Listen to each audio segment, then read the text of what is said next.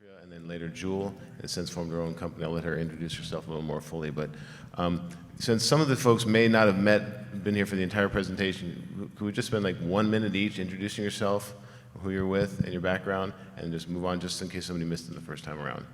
And then I'll leave the stage. Starting with you, Lillian. Hello?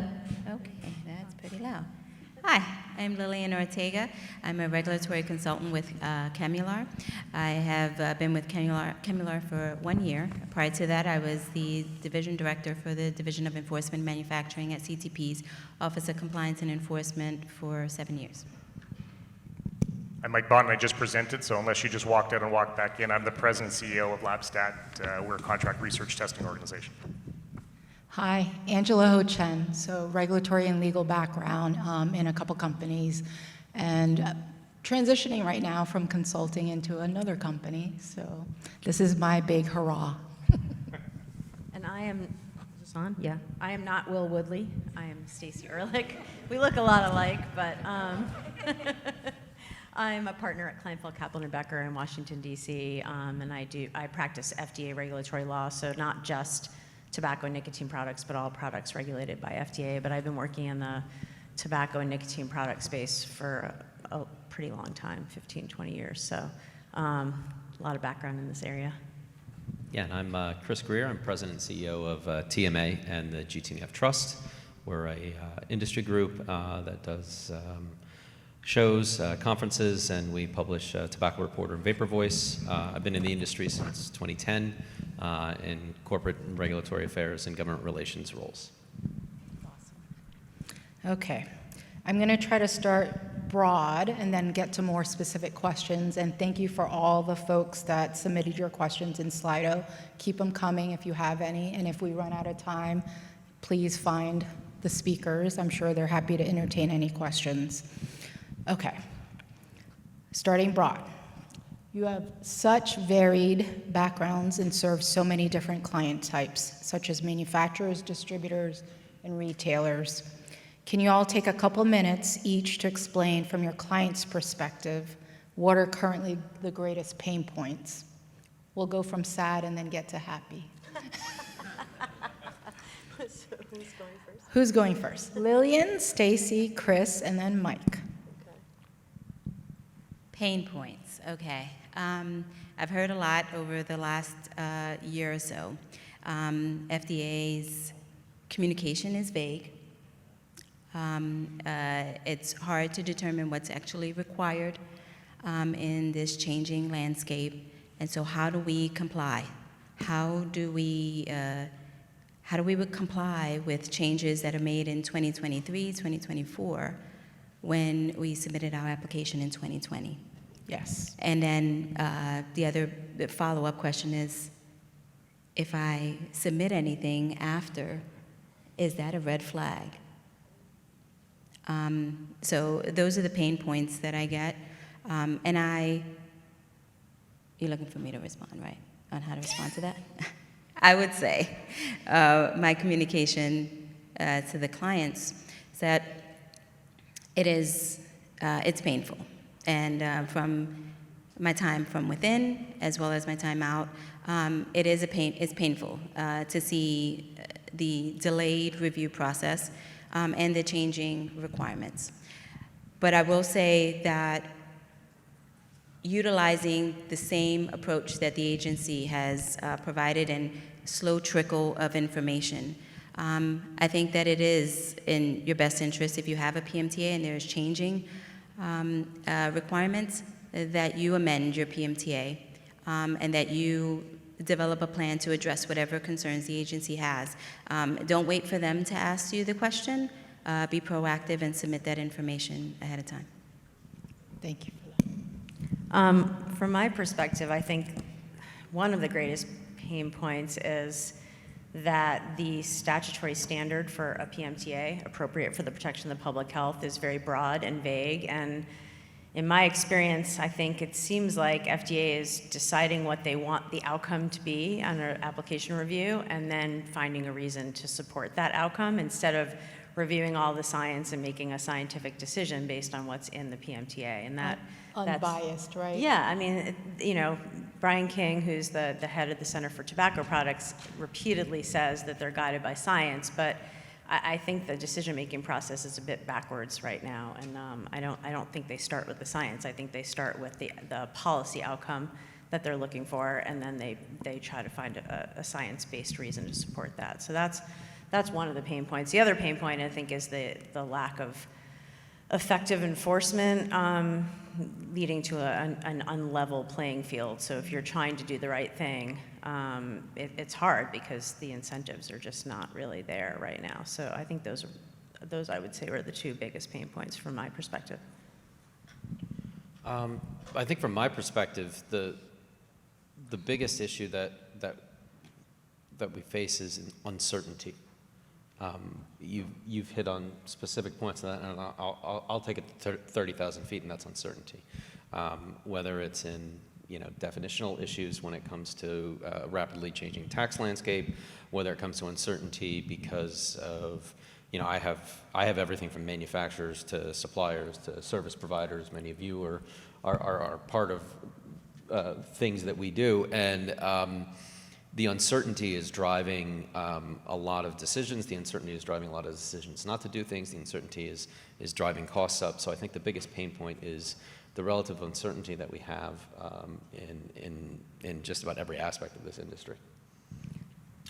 I think the group has talked to, with our clients, I think the feedback would be somewhat segment. Some of the big global organizations, certainly the state of limbo is a big frustration.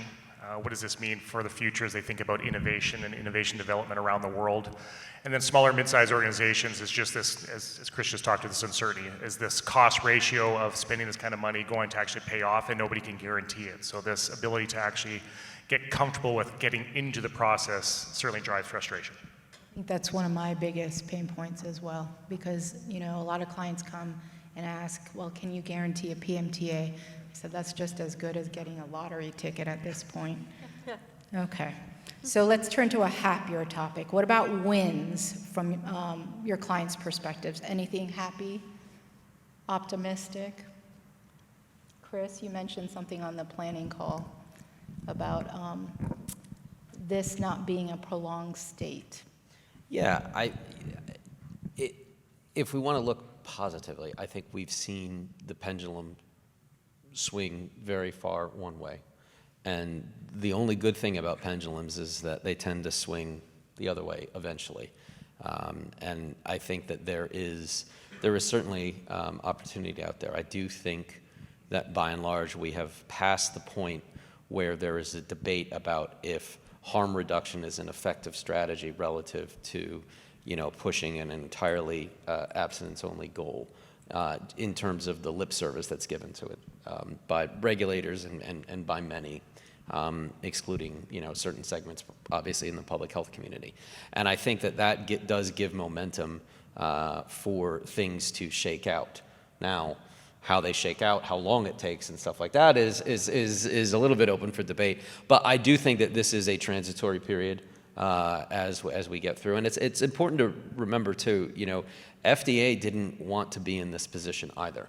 The American Academy of Pediatrics lawsuit in Judge Grimm's court in Maryland precipitated a lot of this. So I do take optimism in the fact that this is likely to be transitory in the grander scheme of things.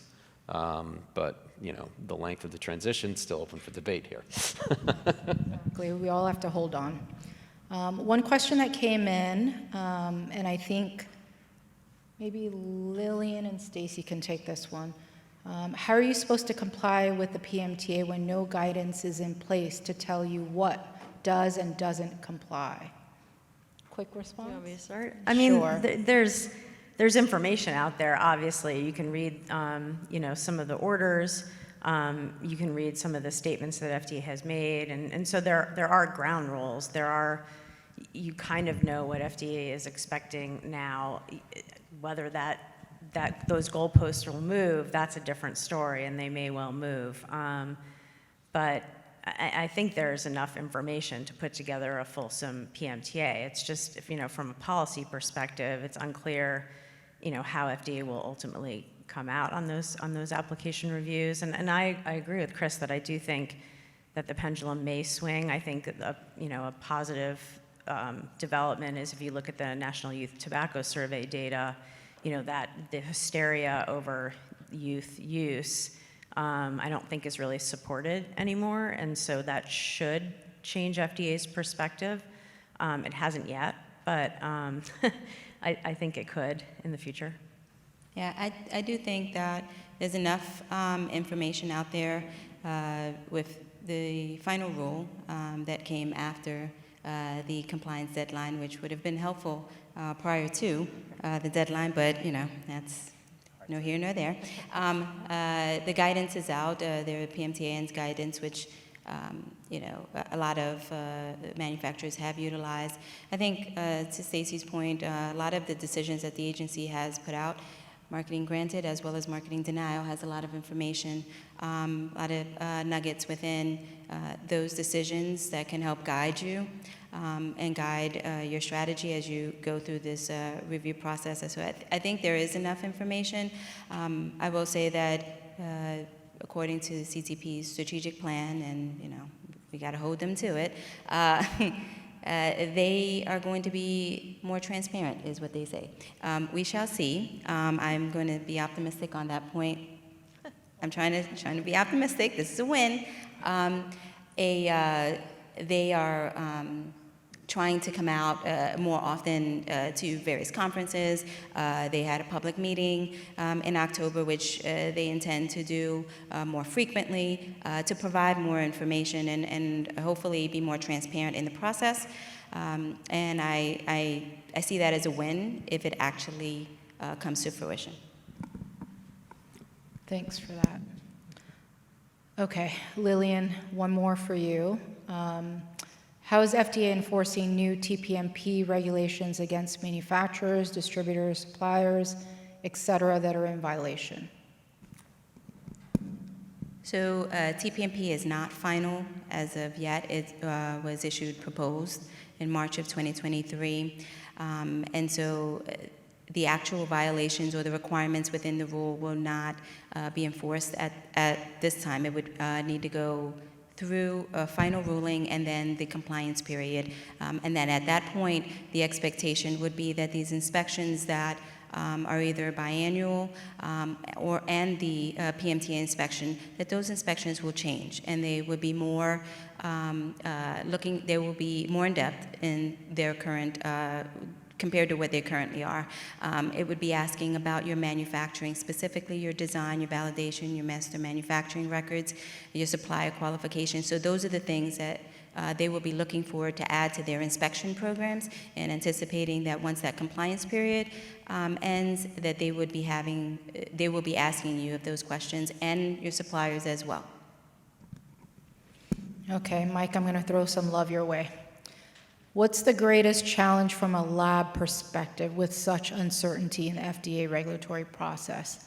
What I've heard typically is that lab capacity, lab costs are a bit of a constraint for a lot of manufacturers that are hoping to get through the PMTA process. Any word of advice? Yeah, we probably have kind of two challenges we see. One is, and which maybe is a little bit of actually a win from earlier, we are seeing just a plethora of innovation that's taking place across the world, and it was referred to earlier. Certainly, as a global industry, innovation takes on some different forms around the world. Now, with innovation, though, what you tend to have is not all innovation is great. So we actually do see some of the challenges as we're actually managing through some of this innovation. It's always difficult potentially to tell someone that their latest and greatest is not necessarily quite up to standards, and that's how you have to work through and navigate through the actual science in order to support the actual client. Probably, but to your point, Angela, around the capacity piece, there's no questions, and you heard about it earlier. Despite the fact we haven't seen a lot of deficiencies letters as of late, maybe that will change. Often those organizations aren't given a lot of time, and basically they have to pivot on a short period in order to actually start accumulating more data, which puts a lot of challenges into the lab network. And because Bonnie talked to it earlier, there aren't a lot of accredited labs. Capacity becomes a constraint that has to be managed. And capacity as a trade-off with cost usually is the actual challenge you have to face. Can I have a follow-on question? Advice for those trying to get into the lab space. Typically, how long is the time frame to get a slot? Oh, into the schedule itself? Yes. So that's a it depends kind of answer, as they normally say. What I would say is, if you actually think about our presentation earlier, working in a strategic environment presents a lot of opportunities. You know, organizations like ours, we are trying to work and flex in order to actually support the clients, knowing that they don't have a lot of time on their side. So what are the things we can do? But depending on the actual application, the assay, you can sometimes see wait times up to 2, 3, 6, sometimes even 8 to 12 months.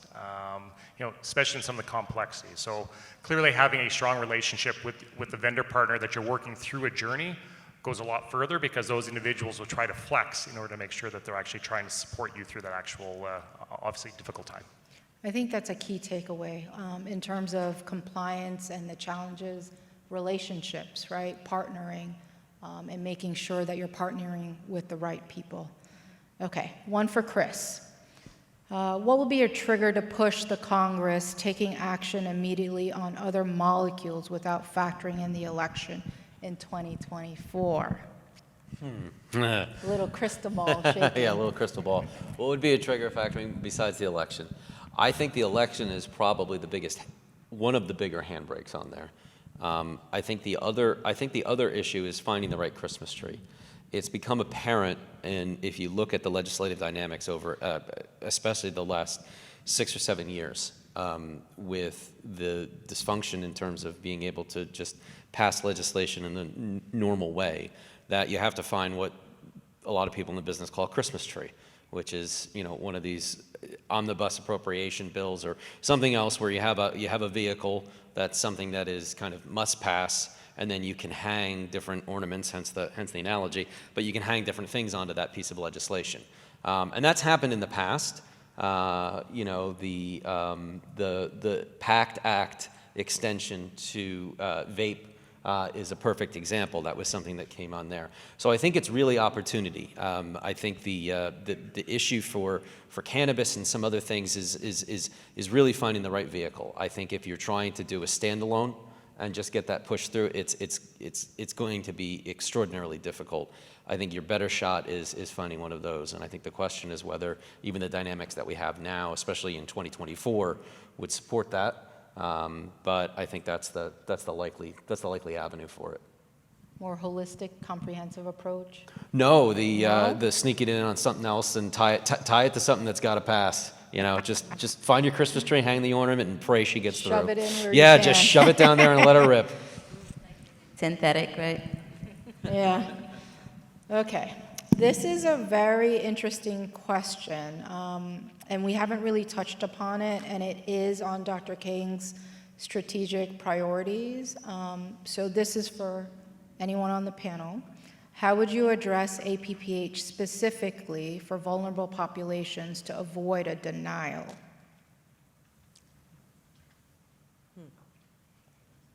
Everyone's clamoring for this one. So you're asking how to prove that your product will not be appealing to vulnerable populations, I guess, or used by vulnerable? I think that's the gist. Yeah, of I it. mean, you have to generate the data to show that it's not appealing to those populations. You know, with youth, it's hard because you don't really want to study these products in actual youth, so you have to use an above 21 population that sort of is representative of the youth. But for other vulnerable populations, you can do those studies. You know, the question is, you know, FDA keeps saying they're waiting to see, you know, science that meets their standards, but it's kind of unclear what the standards are. So it's tough, but I think a good regulatory consultant could design some studies that would hopefully meet FDA standards. It's hard to know. Okay, this is a general question as well, and maybe Lillian can address it. Does anyone know how much interaction appetite CTP has engaging with outside technology vendors who could theoretically assist with application review?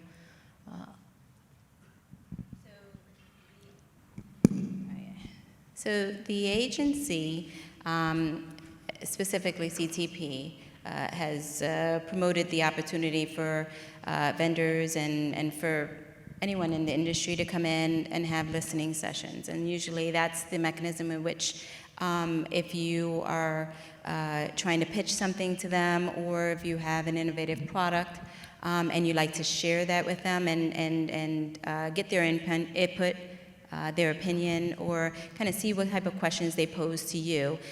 In the past, the listening session has been just that. They just listen to you. But as of recent, what I've been told is that they have asked, in those listening sessions, they're asking questions now. And those questions can kind of tailor you to what they're thinking. Specifically, if it's an innovative product or if it's something that you're pitching, and during my time at the agency, I've attended many listening sessions, and those that come in could be someone that is offering a technology that would apply to all of industry, something that was specific to retailers and distributors. So that's they're open to it. Don't expect an invitation in 1 week. It may take some time, but they do have a listening session, a process where you can submit, and then you provide them the information ahead of time so that they have an opportunity to look at it, your presentation and any notes, any information that you want them to see, so that they come to the meeting prepared with any questions if they have so. Thank you for that. This question's a little bit of a downer, but I'm going to toss it out there. If the FDA is searching for reasons to deny PMTA applications, what is a legitimate strategy, knowing you will likely be denied, e.g. rolling applications? And I think some of you touched upon it in your presentations, but if you want to elaborate. I mean, yeah, you want to have the most bulletproof data you can, so that even if they find or try to come up with a reason to reject your application, your data is, unassailable, and you can go to court and say, I've made my case. I submitted the data that is necessary to demonstrate that my product is appropriate for the protection of the public health, and FDA ignored the data, and that's already, those arguments have been made in a number of these appeals of marketing denial orders. So the stronger your scientific evidence is, the better position you're in. And in terms of the rolling application thing, I think they're talking about maybe amending your application. Yes. So as you hear of data that FDA might want to see in your application, and I think this was referenced earlier, Lillian, I think referenced it, that you should amend your application before they send you a deficiency letter, and keep strengthening the science as it remains under review. Now, FDA won't necessarily 100% review an unsolicited amendment if it's after they've initiated their substantive scientific review, but I still think it's worth a shot to submit those data, even if it's already under scientific review. Yeah, I agree. Give yourself an opportunity. Comply with everything that they ask for in the PMTA rule. Fulfill all of the requirements, so that if a decision comes out that it's unfortunately not in your favor, that you can challenge them. And you'll be on, good. We've seen it with some of the MDOs that have been issued, that have been overturned. It gives you the foundation to challenge their decisions. Ultimately, it's the robustness of your data. And there is a path. We've seen a path, and there have been products approved. Not enough, as we've all said, but there is a path forward. So nothing can shortchange the robustness of your data that actually you're submitting. Thanks for that. This is a very timely question, and I think the biggest elephant in the room. For all, should the international manufacturers refuse to play by the book due to uncertainty and complexity, would that backfire to the very foundations of the PMTA process? I think it already is. How so? I mean, I think there are two things to this, right? We've talked a lot today, all the speakers up here, and I'm sure we will continue about the PMTA process and the issues there. Then there's the real world. Yes. Right? So let's go to the real world.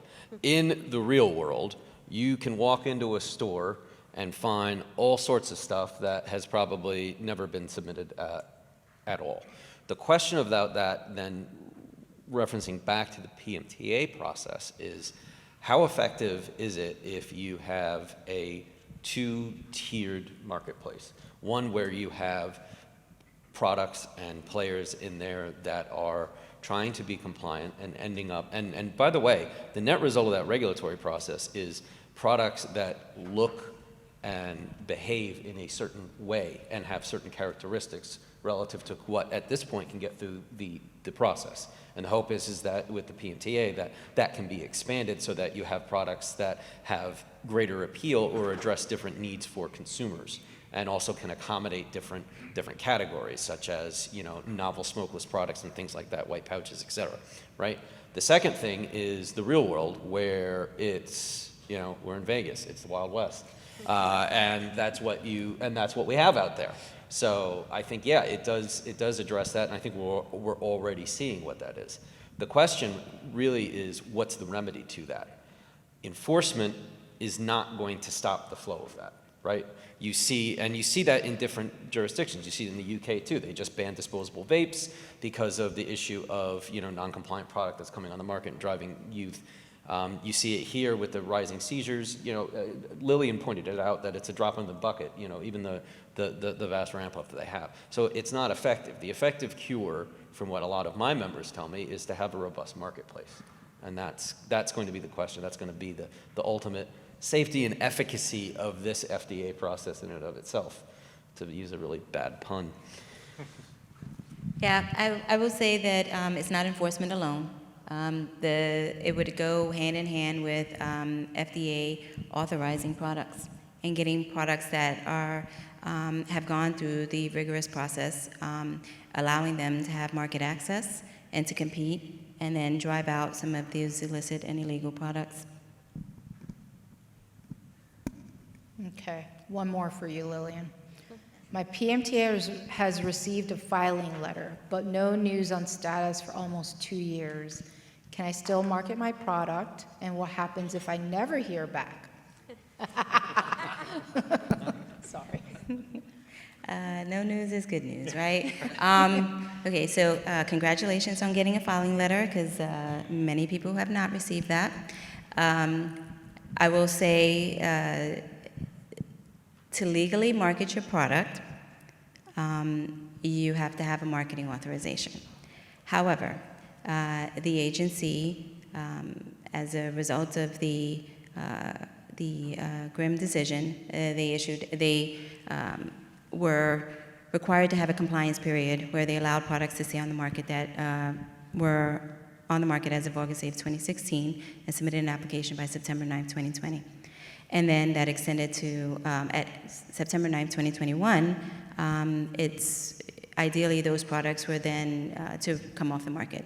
But the agency, put out various statements that the priority was for products that had not submitted any applications, those that had received marketing denial orders, RTAs or RTFs that remain on the market and without resubmitting, and those that were youth appealing.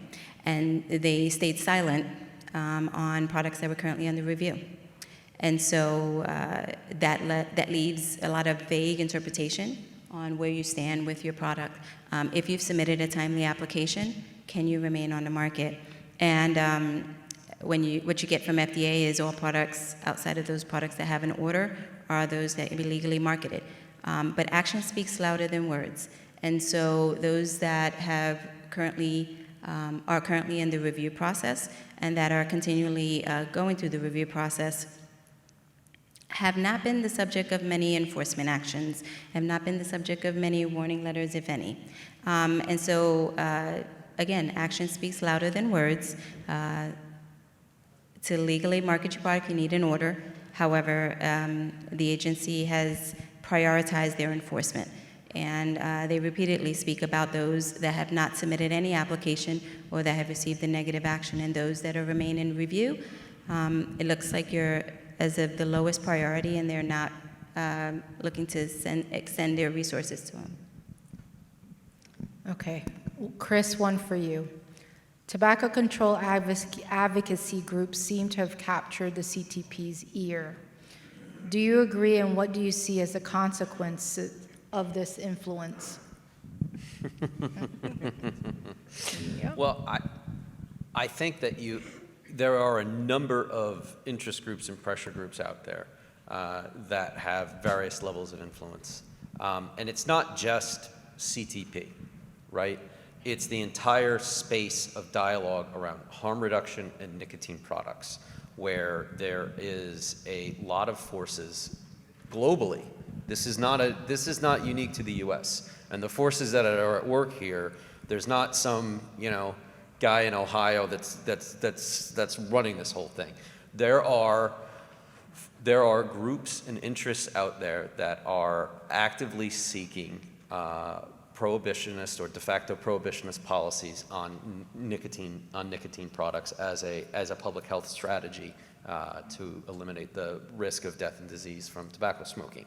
And these groups are very dogmatic in their rejection of the harm reduction approach. These groups, the same forces that are at work here are at work in intra-governmental organizations and are at work in other nations around the world. The net result of that is that the dialogue around and the political environment that's created from it, and also the policy environment that's created from it, is highly distorted. You have these policies and these types of positions that are being pushed. The regulators are going up to see their legislators on oversight, and they're getting pushed on it, and it's creating that. It's creating people in the academy. It's minting scientists and groups that are coming out, and they're subsequently moving into work in some of these organizations that really do believe that. So I think the result of that is what we have today. But I don't think that this is anything that is unique or different from the way it was 10, 15 years ago with a lot of these groups coming in. I think that there are actually some positives for the U.S. versus the rest of the world. One of the big things is the last time I heard Dr. King speak, he talked about industry as a stakeholder. Any of you that work outside of the U.S. in an FCTC country know that you are not a stakeholder there. You are not involved in the process. So yeah, the influence is there. These groups are actively pushing. They're actively engaged in the media space for public perception, and it is having an impact. But the good news is, at least here in the U.S., on a positive note, there you go, Lillian, or Angela. On the positive note, we are able to engage more in the U.S. than anywhere else in the world on this, and so that's something that I think we should take a modicum of solace on. On the regulatory capture issue, if you guys haven't read Jeff Weiss's article, I think it was published in FDLI Journal, but you can probably Google it. Jeff Weiss wrote a really, really comprehensive article on regulatory capture and how we got to where we are right now. And it's kind of depressing, but at least it explains the context for how some of these groups have had sort of a oversized influence in this marketplace. But this also speaks to, and something we haven't really touched upon, misinformation and disinformation, right?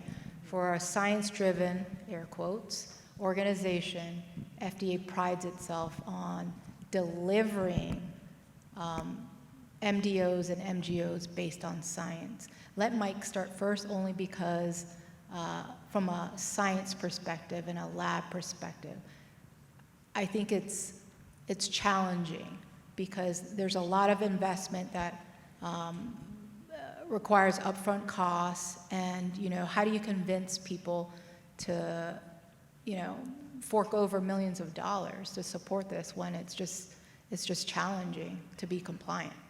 Yeah, no, it's a great point, and I think Chris talked on this.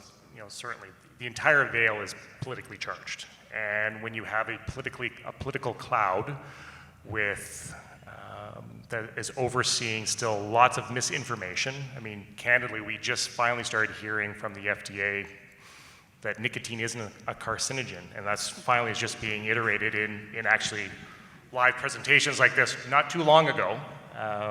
This talks to the level of scientific expertise that actually exists out there right now.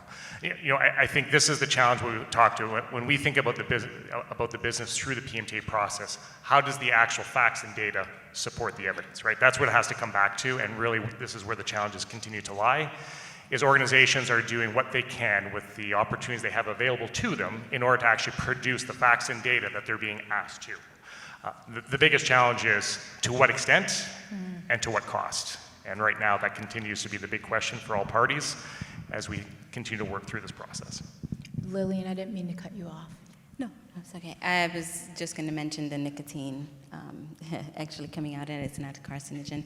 It took them how long to do that? I will say that there's a lot of science that's being generated by organizations every day. New, innovative science testing that's being done, and this industry has moved the needle in the research and the science that they've done. And the agency has lacked in its approach to acknowledging the science and then acknowledging the misinformation. And I will say, I wrote a comment to the agency on behalf of Chemular about misinformation during their CTP strategic plan. And it was specific about how FDA has taken a stance on miscommunication. Every center has created a page on miscommunication. CTP's CTP's miscommunication page is almost blank compared to drugs, devices, and so my comment to Commissioner Califf and to Dr. King was that this is an area where they can absolutely improve on and enhance. There's an opportunity, this is an FDA priority, to challenge miscommunication from all parties, including stakeholders, even if those are anti-tobacco activists. And so I think that it's an opportunity. They have the page up, it needs to be populated. You know, the issue isn't the hard science. Yeah. The issue is the social science, is the soft science. And that's where you get into issues like appeal and where you can talk about a risk factor being, population modeling, things like that when you get into it. That's where we're running into the problem. Because if we were just making the decision on the hard science, this would be a slam dunk. But the issue gets into it where you have to talk about population level, vulnerable, the different demographic and the different behavioral predictions, and then, sometimes with post-market surveillance and trying to figure out what's going on and figuring out, youth appeal, you talked about the difficulty in doing that. The problem that you get is with the soft science, with the social science. And especially because the corpus of social science out there, and this is not just exclusive to the tobacco and nicotine control, but I would say that tobacco and nicotine control is certainly one of the main poster children of the issue that you have with a lot of these things is that the rigor, the number of retractions that you're seeing in the peer-reviewed journals for these things, especially when you look at meta-analyses and things like that, where you're inferring different things from associations and relationships on things in population models, all of that when you put together, that's where the real challenge comes in with this, because that's where the FDA is hanging its hat in a lot of ways. It may be couching it in somewhat different terms, but that's where it's really hanging its hat on this. That's where you get to the thing with, flavors equals kids equals bad. Well, I like that algebra equation. Yeah. And Chris, to your point, you talked to this, when the victory or goalposts start to sound like zero youth appeal, Yes. we're asking for something that's impossible. I mean, we're talking about a population that are willing to take risks, whether it's in tobacco, nicotine, cannabis, and otherwise alcohol, and zero is not the actual ultimate goal because it is an unrealistic goal at this stage. And unfortunately, that continues to be the narrative, not necessarily explicit, but certainly It's becoming more explicit. It's more explicit every day. Even with respect to correcting misperceptions about nicotine, which seems like a no-brainer, right? Nicotine doesn't cause cancer. It's not controversial. Brian King has said that they need to study how to communicate that message. So going back to the soft science, FDA, this has been going on. I mean, I've I questioned Mitch Zeller on this year after year after year. You've acknowledged that there are pervasive misperceptions about nicotine, even among like oncologists and educated people who, scientists and medical professionals. Why are you doing nothing to correct those misperceptions? And Mitch kept saying, oh, it's everybody's responsibility, which is not true because manufacturers can't say anything about that. But even now, Dr. King said, yes, FDA needs to correct those misperceptions, but we need to engage in a multi-year study to research how to communicate those misperceptions. It's absurd. It really is. We have 5 minutes left. I'm seeing that Jason is queuing us. One more question. One more minute. Whoa. Okay, just closing thought. One more question? Okay. Closing thoughts, advice, predictions, recommendations. We'll go in this order. Lillian, Mike, Stacy, and then Chris. So I do believe that there is going to be a transition, and as Chris pointed out, that the pendulum will swing. I see, and that may come through legal pathways, or it may come through, changes in leadership in the future at FDA. But I do believe that it will shift. I do think that they'll be challenged to continually figure out how they're going to handle the review process. So I do think there's a shift in that. I do think that them acknowledging that innovative products need an opportunity to make it to market by talking about a prioritized Q3 for PMTA. Again, we have to see that actually is prioritized, but I see that as a positive and inching in that direction. Q3 being the the expedited- Q3 for the PMTA buckets as far as the reviews, that there is a separate queue for those that are products of merit, and where you're not on the market, but you provide an innovative product, which they have clung on to age gating as being that third queue. Mike? Okay, I'll take a prediction since we're in Vegas. First prediction is San Francisco wins Super Bowl from behind again, and that's tough for a Green Bay Packer to say, by the way. So that's the first prediction. But actually, I'll take it a step forward. A little bit of a hope. It's not a great strategy, but at least it's a good quality. I think we see something in modern oral this year. I think we actually see something actually get to market in modern oral. We actually see a pathway that actually really opens up that category. So that's a prediction for this That year. is hopeful too. Stacy? Yeah, I do think that sometime soon FDA hopefully will authorize some of the technology-enabled products that have age gating. It seems to me to be a no-brainer. I don't know why they haven't done it yet. If their concern is we don't want flavors, even though they might help adult smokers switch because we're afraid that it might appeal to kids, which I question that premise. But assuming that there's a basis for that premise, a product that has embedded age gating and doesn't allow underage individuals to use the product, at all, that should be happening, and I'm hoping that happens soon. But along with that, they do need to be more effective with the enforcement. Otherwise, there's no point to having those products on the market. I do agree that I think there's hope with the case law moving forward, but I think for things to really change, there has to be a change in leadership at the Center for Tobacco Products. I'm not going to make a prediction because I made a lot of predictions for my thing. I'm going to end on this note for the audience. Don't give up. Don't get too pessimistic about things in where we're at right now. Every one of you in this audience that makes a product that can be classified as a harm or a risk-reduced product has likely extended, saved, or improved someone and probably many people's lives. You guys make something that is very important to public health and to the people that use your products, and you guys know that. Don't give up and don't get too down in the dumps about this, but make sure that we're doing things so that they can't come at us.